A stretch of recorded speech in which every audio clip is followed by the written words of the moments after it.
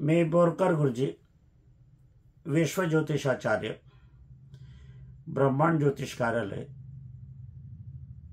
मुक्काम पोस्ट रावेर, जिल्हा जळगाव। ब्रह्मांड ज्योतिष कार्यालयाची कुठेही शाखा नाही। मी स्वतः मार्गदर्शन करतो, माझ्यामार्फत कोणी मार्गदर्शन करत नाही। बुधवारी कार्यालयाला अवकाश असतो, सुट्टी असते आणि मला प्रत्यक्ष भेटायचं असेल तर अगोदर मोबाईल करूनच यावं। माझा मोबाईल नंबर आहे 9850015558। माझा पूर्ण पत्ता आहे विश्व ज्योतिषाचार्य, बोरकर गुरुजी, ब्रह्मांड ज्योतिष कार्यालय, मुक्काम पोस्ट रावेर, जिल्हा जळगाव, महाराष्ट्र। 425508 हा माझा मोबाईल नंबर आहे। गेले 4 दिवस आजारपण आहेच, पण या 4 दिवसामध्ये नागपूर, नाशिक, धुळे यातील काही ज्योतिष मंडळी माझ्याकडे आलेली होती। ती ह्या उद्देशाने आलेली होती की माझे व्हिडिओ त्यांनी बघितलेले होते आणि माझ्यापूर्वी देशदूतमध्ये जवळजवळ 25 वर्ष जी लेखमाला चालली होती, वाचकांचे प्रश्न आणि त्याची समाधान ज्योतिषशास्त्राच्या माध्यमातून, त्याविषयी त्यांची विचारणा होती। त्यातील सत्यता त्यांनी जोपासली होती, पाहिलेली होती आणि तशी नोंद करून ते माझ्याकडे आलेले होते। हे 25 वर्ष हे दैनिक देशदूत, नाशिक, धुळे, नगर या अंकातून हे प्रसिद्ध होत होते, परंतु वर्तमान स्थितीत काही कारणास्तव ते प्रसिद्ध होत नाही आहे। इतर वर्तमानपत्राला मी आवाहन करतो आहोत की असं वाचकांची प्रश्न आणि ज्योतिषशास्त्राच्या माध्यमातून समस्या, जसं विवाह योग आहे, नोकरी योग आहे, आरोग्याचे प्रश्न आहे, इतरत्र वादविवादाचे प्रश्न आहे, घटस्फोट आहे, संतती होत नाही आहे, आरोग्याचे प्रश्न आहे, वादातीत प्रश्न आहे, राजकारणाचे प्रश्न आहे, याच्याविषयी वाचकांची जे काही अडचणी असतील, दुःख असेल, समस्या असेल, त्या सोडवण्याचा माझा प्रयत्न नेहमी असतो। आणि म्हणून या प्रयत्नाला कुठेतरी जाहीर मिळावी प्रसिद्ध न म्हणता एकंदरीत सर्वांच्या समस्या सुटाव्या ही मनोकामना आहे। ज्यांना माझे सहाय्य घ्यायचं असेल त्यांनी माझ्याशी प्रयत्न करावा। 9850015558 हा माझा मोबाईल नंबर आहे। दैनिक देशदूत, धुळे, नंदुरबार, जळगाव याच्यातून रोजचं भविष्य येते आहे। तरुण भारत जळगाव यांच्यामधून इथं भविष्य देण्याचा मी प्रयत्न करीत आहे। अनेक दिवाळी अंकातून माझे लेख प्रसिद्ध होणार आहे। आता ते कुठल्या अंकात येणार आहे ते आपण बघणारच आहोत आणि आपण पण बघणार आहोत। आता 22 तारखेला आपण बघणार आहोत घटस्थापनेचा दिवस। त्याविषयीची काही माहिती घटस्थापनाची नाही तर श्राद्धाविषयी आपण बघणार आहोत। मातामहाचं श्राद्ध कसं असते, काय असते, आपण याचा करू आणि त्याच्यानंतर आपण इतरत्रही बघूया श्राद्ध कसं असते, काय असते। या जे आलेले होते ज्योतिष पंडित त्यांनी माझं फार कौतुक केलं। वय 77 असल्यावरही तुम्ही उभारीने काम करता आहात, जनसेवा करता आहात आणि तुमचं अगाध पांडित्य तुम्ही अगदी खुल्यापणाने सर्वांना सांगत आहात। आम्हाला पण मार्गदर्शन होत आहे। श्राद्धाविषयीचे मागच्या वर्षीचे उज्जैन क्षेत्रीतून झालेले व्हिडिओ त्यांनी संग्रहित करून ठेवलेले होते। त्याच्याविषयी त्यांचं मत असं झालं होतं की एवढी माहिती आम्हाला आज कोणीही दिलेली नाही। आणि आता मध्यंतरी आजारपण असतानाही मध्ये काही खंड पडलेला असेल, परंतु जे प्रसारित झालेले व्हिडिओ त्यांना आवडले। आज ते इथून प्रयाण गेले त्यांनी। असो, आजच्या कार्याला सुरुवात करण्यापूर्वी माझी पत्नी स्वर्गीय सौ निर्मलाबाई बोरकर यांना अभिवादन करूया। आणि आजच्या कार्याला सुरुवात करूया. 22 सप्टेंबर 2025 घटस्थापनेचा दिवस आहे, प्रतिपदा आहे. परंतु या दिवशी मातामह श्राद्ध आहे, श्राद्धाचा दिवस आहे.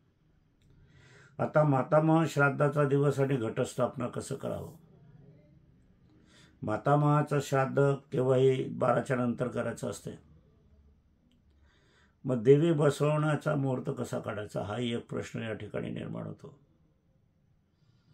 म्हणून ज्यांना शक्य आहे त्यांनी 12च्या नंतर आणि ज्यांना शक्य आहे त्यांनी 12च्या आत मातामह श्राद्ध करावे. मातामह श्राद्ध म्हणजे काय? आपल्या आईचे वडील जे निधन झाले आहे त्यांचे श्राद्ध. तिच्या मुलाचे स्वतःचे वडील हयात असले तरच हे श्राद्ध करण्याचा अधिकार मुलाला आहे. हे श्राद्ध मुंज न झालेल्या नातवाला पण श्राद्ध करण्याचा अधिकार आहे. हे श्राद्ध 12 वाजेच्या आत करावे, म्हणजे आपल्याला घटस्थापनाला आपण मोकळे होऊन जातो. हा दिवस अश्विन महिन्याचा प्रथम दिवस असतो. वर्तमान स्थितीत बहुसंख्य कुटुंब विभक्त राहतात. खऱ्या अर्थाने एकत्र कुटुंब पद्धती राहिलीच नाही असे म्हणायला पाहिजे. यामुळे संस्कृतीचा ऱ्हास होत आहे. विवाह झाल्यावर किंवा त्यापूर्वी नोकरी व्यवसायानिमित्त मुले मुलींना वेगळी राहतात. त्यामुळे घराणेशाही किंवा घराण्याची संस्कृतीचे ज्ञान या मुलींना अजिबात नसते. मग विवाह अचानकपणे ठरतो किंवा प्रेमविवाह असतो. त्या मुलाला आईने शिकवले असेल तेवढीच तिची माहिती तुटपुंजी असते. तिच्या माहेरच्या संस्कृतीप्रमाणेच ती देवधर्म कार्य सुरुवात करते आणि या मुलाला त्याच्याविषयी काहीही माहिती नसते.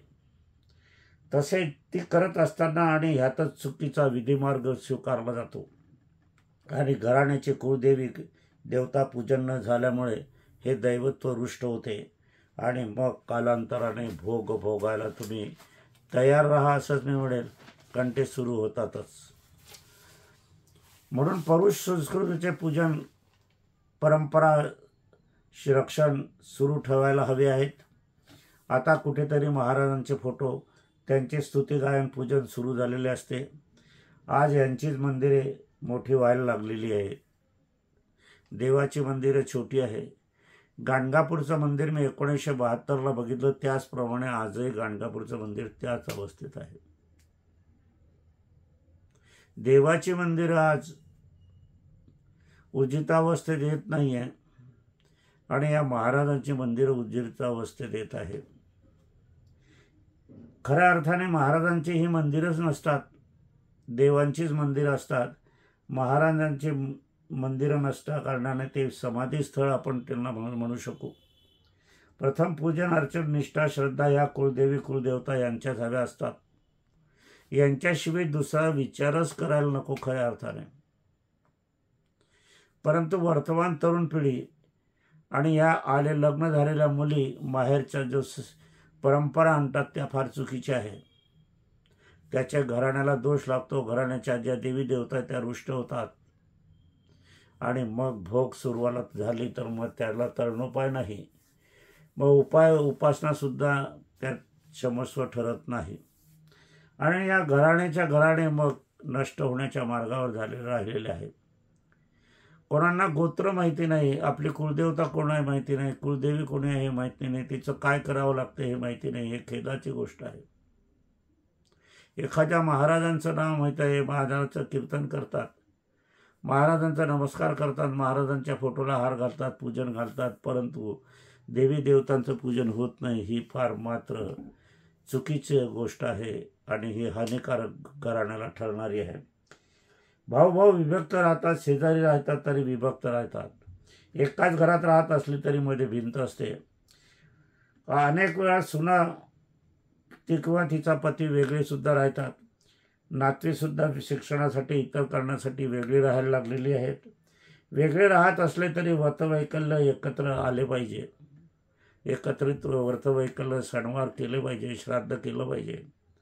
परंतु मृत्यूच्या वेळी पण हे एकत्र येत नाही तर पूजापाठाला कधी एकत्र येतील. खेद आहे. कोणी श्राद्धाला येतो तर कोणी निधनाच्या वेळेला येतो. यामुळे संस्कृतीची वाट लागायला लागलेली आहे. यामुळे मनुष्य जीवनामध्ये समस्या दुःख मोठ्या प्रमाणावर येत असतात. वेगळे राहत असताना छोटा मुलगा म्हणतो श्राद्ध वगैरे सगळं मोठा करेल, मी कशाला करू. दुसरा म्हणतो तो त्यांच्या घरात राहतोय तो करेल. तिसरा म्हणतो त्याने संपत्ती घेतली तो करेल. चौथा म्हणतो माझा काही संबंध नाही, मी कशाला करू. अशा नाना तऱ्हेच्या वाट हे लावतात आणि समजून घेतात आणि मग भोगाला सुरुवात होते. मग या पिढीमध्ये या मुले पण त्यापेक्षा पुढे गेलेले आपल्याला बघायला मिळणार आहेत. आई वडिलांची, आजोबा आजूंची, सासू सासऱ्यांची श्राद्ध प्रत्येक संततीने प्रत्येक सुनांनी ही केलीच पाहिजे. सुनबाई माहेरी राहत असली, काही कारणास्तव रुष्टता असले, वाद असतील आणि ती माहेरी राहत असली तरी तिने सासरी येऊन श्राद्धात भाग घ्यायला हवा. आणि तिला त्याची मर्जी नसेल तर तिने माहेरी सासू सासऱ्याचे श्राद्ध करायला हवे. त्यातून तिची सुटका मुळीच नाही, लक्षात घ्यायला हवे. तुम्ही सुनबाई आहात, तुम्ही जोडले गेलेले आहात. माहेर संपलेलं आहे आणि माहेर संपून तुम्ही सासरी आलेले आहात, सासरी पदार्पण केलेले आहात. काही क्षण काही दिवस तुम्ही काढलेले आहात. काही वादविवादात तुमचाच असेल किंवा पतीत असेल किंवा इतरत्र कारणाचे काही कारण असेल आणि तुम्ही माहेरी राहत असला तरी संबंध तुटत नाही, नातेसंबंध तुटत नाही. सासू सासरे मयत असले, मृत्यूजमत असले तर तुम्ही त्या श्राद्धात भाग घ्या सासरी जाऊन, निदान तेवढ्या काळापुरता. नाहीतर माहेरी असाल तर माहेरी सुद्धा तुम्हाला करणं भाग आहे, कारण त्यातून सुटका नाही. घटस्फोट होत नाही तोपर्यंत आपल्याला साधू सुनांनी हे केलेच पाहिजे.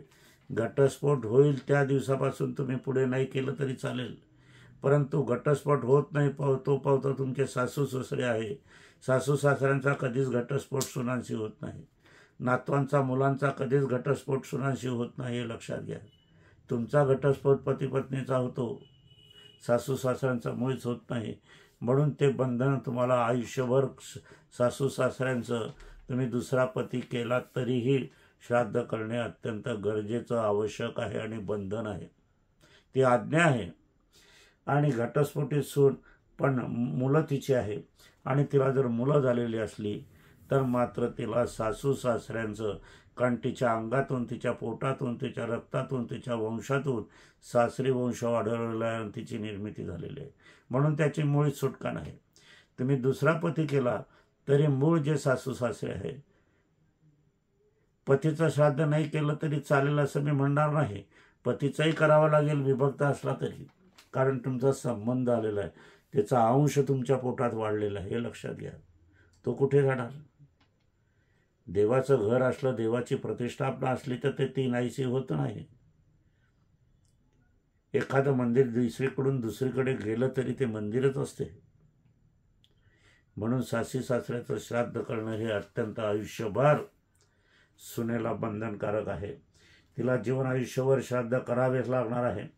पतीचा वंश तिच्या शरीरात, अंगातून निर्माण झालेला आहे, हे लक्षात ठेवा. मुलांची थोडी घटस्फोट झालेला आहे, सासू सासऱ्यांचा घटस्फोट झालेला नाही आहे. पतीचा घटस्फोट झालेला असला तरीही पण त्यांचा अंश तुझ्या पोटात असल्याकारणाने, पोटातून तो वंश निर्मिती झाली असल्याकारणाने तुला त्याच्यातून दुरावा होता येणार नाही, कारण तुझं घटस्फोटित म्हणून नाव लागेल. प्रथम पती म्हणून त्याचं नाव असेलच. श्राद्धी स्वयंपाक घरच्यांनी करावा. गाय, कुत्रा, कावळा याची पानं वेगवेगळी ठेवावी. श्राद्ध पान थोड्या वेळाने त्यातील पदार्थ सर्वांनी प्रसाद म्हणून खावा. श्राद्ध अन्न हे इतरांना, गोत्र नसलेल्यांना, 10 दिवसाचे जे अधिकारी नाही किंवा इतर जाती धर्माचे किंवा पातीचे असतील किंवा जातीचे असल्यावर दुसऱ्या असेल पण ते 10 दिवसाचे अधिकारी नसतील तर त्यांना तो देता येणार नाही. श्राद्ध पान फक्त गोत्र जे 10 दिवसाचे अधिकारी आहेत, 14 पिढ्याचे अधिकारी आहेत, त्यांनाच तो खाण्याचा अधिकार आहे, प्रसादाचा हक्क आहे, इतरांना मुळीच नाही. इतर जाती पातींना मात्र ते अन्न देऊ नये. श्राद्धी सवाष्ण ब्राह्मण हा 10 दिवसाच्या अधिकारात असावा, इतरत्र मुळीच नसावा. सौभाग्यवती स्त्रीचे निधन झालेले असेल तर सौभाग्यवती स्त्रीच सवाष्ण बसायला हवी. जिचा पती गेलेला, निधन झालेला, अशी स्त्री सवाष्ण म्हणून बसता कामा नये. जर पुरुषाने स्वतंत्र श्राद्ध केलेलं असेल स्वतःचं, त्या पुरुषाला ब्राह्मण म्हणून बसण्याचा अधिकार मुळीच नाही. आणि ते त्याने लपवून ठेवलेलं असलं आणि तो श्राद्धाला भोजन केलं असलं आणि हे श्राद्ध सांगणारा आमंत्रित करणाऱ्याला माहीत नसलं तर त्याला नरकवास हा भोगावाच लागेल. दुसऱ्या जातीपातीला तुम्ही सवाष्ण म्हणून बसवलं, ब्राह्मण म्हणून बसवलं तर जेवणाऱ्याला खाणाऱ्याला सुद्धा तो भोगावा लागेल आणि आमंत्रित करणाऱ्याला सुद्धा तो भोगावाच लागणार आहे. हे 100% सत्य आहे. तसं विधान आहे गरुड पुराणात.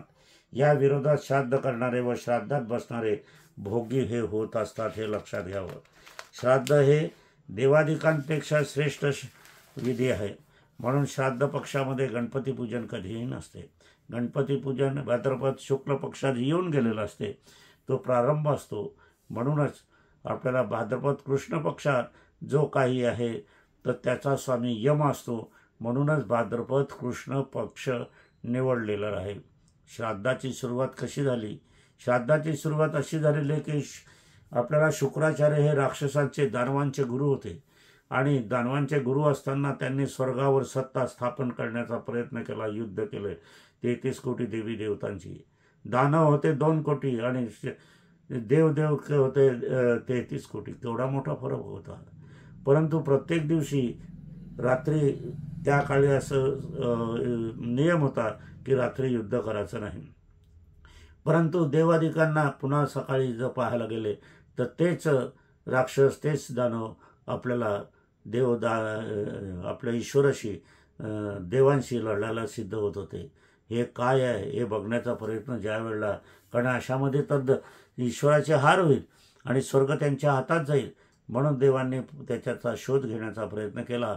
तेव्हा मात्र त्या ठिकाणी असं दिसलं की शुक्राचार्य आपल्या झारीतील पाणी हे दानवाच्या, मृत्यू झालेल्या दानवाच्या अंगावर टाकत आणि ते पुन्हा जीवित होत असत आणि ते पुन्हा सकाळी ईश्वराशी, देवांशी लढण्याला सिद्ध होत असत. मग याच्यासाठी ईश्वराने 33 कोटी देवांनी या रात्री ज्या वेळेला मृत्यू पडलेले होते आणि शुक्राचार्य ज्या वेळेला त्यांच्यावर पाणी टाकण्यात येत होते त्याच्या अगोदर त्यांना अग्निडाग देत होते. अग्निडाग देत होते म्हणूनच ते संपले होते आणि मग ईश्वर जिंकले होते. देवादिकांचं राज्य स्थापित तसंच राहिलं होतं.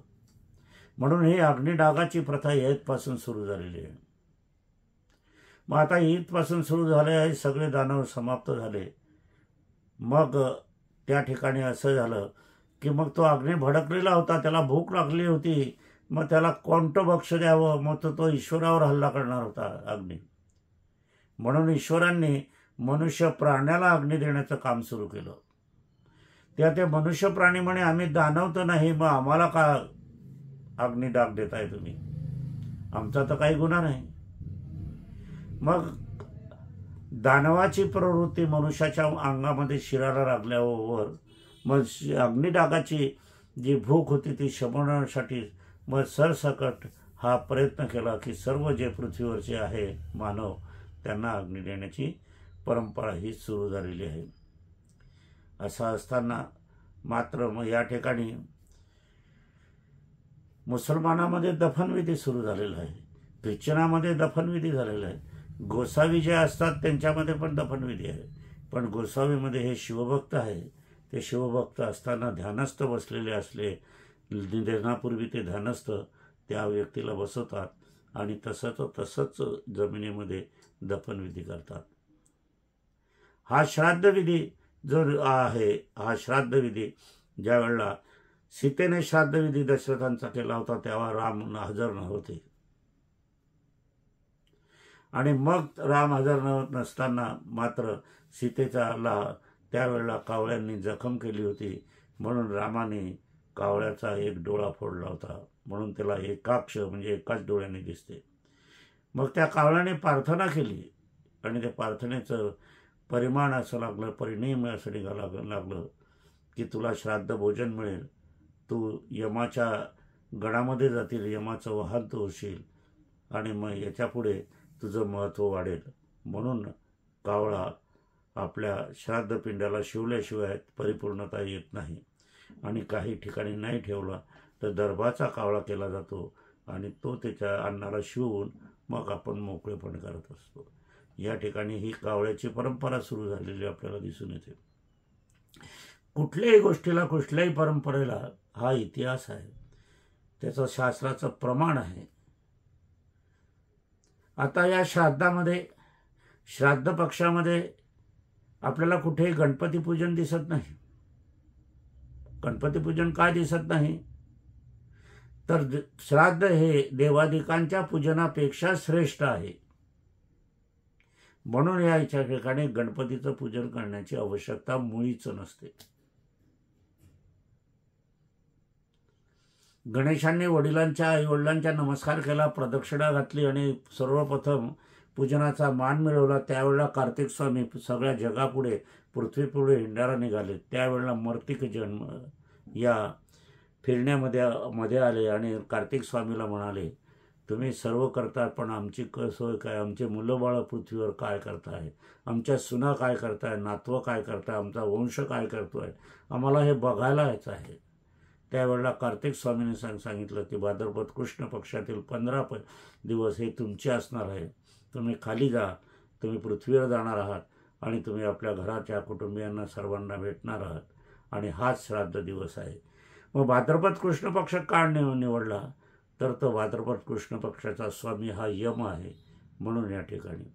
आणि अमावस्या, भाद्रपद कृष्ण पक्षातली शेवटची अमावस्या ही सर्वपित्री अमावस्या असते.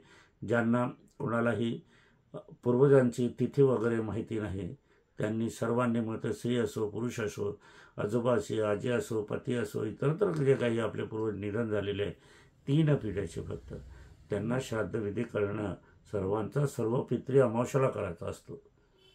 अविधवा नवमी नवमीच्या दिवशी असते. त्यावेळेला सौभाग्यवतीचं श्राद्ध करण्याचं असतं, ज्यांना तिथी माहीत नाही त्यांना. पण ज्यांना तिथी माहीत आहे त्यांनी या पक्षामध्ये नाही केलं तरी चालेल, परंतु तिथी माहीत आहे, तिथीची वेळ मात्र सर्वांनी पाळायला हवी. काही वेळा 2 वाजता निधन होते आणि तुम्ही 12ला तुम्ही श्राद्ध घालतात, ही चुकीची गोष्ट आहे. 2 वाजता निधन झाले असलं तर 2:05च्या नंतर 2-3 वाजता, 2:30 वाजता घेतलं तरी चालेल पुढे, परंतु पूर्वश्राद्ध करता कामा नये, ते लागू होत नाही. जशी तिथी महत्त्वाची आहे तशी वेळ सुद्धा निधनाची वेळ आहे. काही लोक अग्निडागाच्या वेळेला श्राद्ध करण्याचा प्रयत्न करतात, तो चुकीचा आहे. निधनाच्याच वेळेला श्राद्ध करायचं असते आणि श्राद्ध निधन झालं त्या दिवसापासून तर 16 दिवस नैमित्तिक श्राद्ध म्हणतात, ते आपण घरच्या घरी करायला पाहिजे. आणि 13 नंतर 13, 14, 15, 16 जे काही असतात स्मशानभूमीत करायचं असते. वर्ष श्राद्ध आपल्याला करायचं असते. वर्ष श्राद्ध जिथे अस्थी टाकलं तिथे करायचं असते. मला अनेकांनी प्रश्न विचारतो की घरी करायला पाहिजे. म्हटलं, आमच्या घरातून माझी पत्नी निघून गेली, स्मशानभूमीत राख झाली, अस्थी आम्ही ओंकारेश्वरला टाकल्या, मग इथे तर काहीच नाही, तिचं अस्तित्वच नाही. मग जिथे अस्थी टाकल्या तिथे अस्तित्व आहे, म्हणून तर आपल्याला वर्ष श्राद्ध हे अस्थी ठिकाणी करायचं असते. ज्या वेळेला मला सांगण्यात आलं तर घरी करायचं असतं, निधन झालं घरी म्हणून घरी करायचं असलं तर मी प्रश्न केला, मग ज्यांचा ॲक्सिडेंट झाला, अपघात झाला, दवाखान्यात मृत्यू झाला, पाण्यामध्ये मृत्यू झाला, गावापासून दूर मृत्यू झाला, तर मग का तिथे करणार? अस्थी कुठे आहे? तर अस्थी जिथे टाकल्या तिथे तिचं अस्तित्व आहे, म्हणून तिथे वर्ष श्राद्ध करायला पाहिजे. 13वं शास्त्र स्त्री असेल मातृगयाला करायला पाहिजे गुजरातमध्ये, पितृ असेल तर पितृगया बिहारमध्ये श्राद्ध करायला हवं. आणि मातृगया पितृगयाला श्राद्ध केल्यावर ही श्राद्ध आपल्याला दरवर्षी करायलाच पाहिजे. काही लोक करत नाही, हे लक्षात घ्या. तुम्ही विभक्त आहात तर वेगवेगळे श्राद्ध करा. एका घरामध्ये तुम्ही भिंत घालून वेगवेगळे राहतात, खालीवर राहत असले आणि तुम्ही एकत्र करत नसेल, वास्तव एकत्र केलंच पाहिजे. आणि नाही केलं तर मग वेगवेगळंही केलंच पाहिजे. श्राद्धाच्या दिवशी ज्या वेळेला निधनानंतर तुमचं श्राद्ध होते मातृगयाला किंवा पितृगयाला, त्यावेळेला मात्र मोठ्या मुलाला अधिकार असतो आणि सुनेला सुद्धा अधिकार असतो. मुलाला अर्थ काढण्याचे सूत्र निधन झालेली व्यक्ती देते की हे धन संपत्ती, सोनं चांदी, जमीन जुमला हे तू आता सांभाळ.